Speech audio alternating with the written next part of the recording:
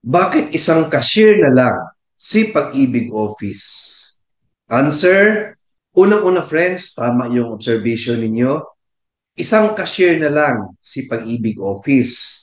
Yung over-the-counter payment, isa na lang po ang cashier ni Pag-ibig Office na mag-receive sa mga clients na payment. Right? So bakit nga ba? Number one, Pag-ibig promotes digital payments.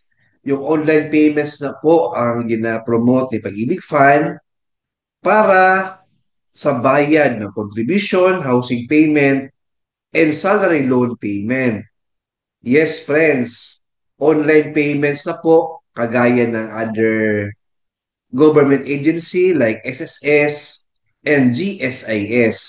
Yan na po ang directive ni Pag-ibig sa lahat ng mga payers ni Pag-ibig Fund.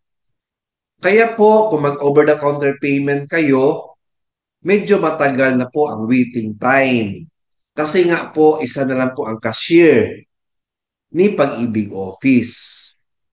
Yun nga po, online payments na like GCash, Paymaya, Bayad Center, and other payment platform. Pwede rin sa bangko na po magbayad. Ayan po. Kasi ang alam natin friends, meron ding e-gov payment sa mga government offices or government agency. Sa bangko na po sila magbayad.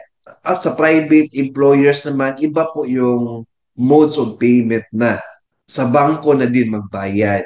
Ayan po. Alright, so awareness lang po yan sa mga Pag-ibig payers.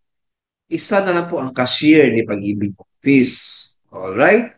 Hope na may na-learn tayo sa video ito. Please like, share this video, and subscribe my YouTube channel. Thank you, God bless, and 2 thumbs up.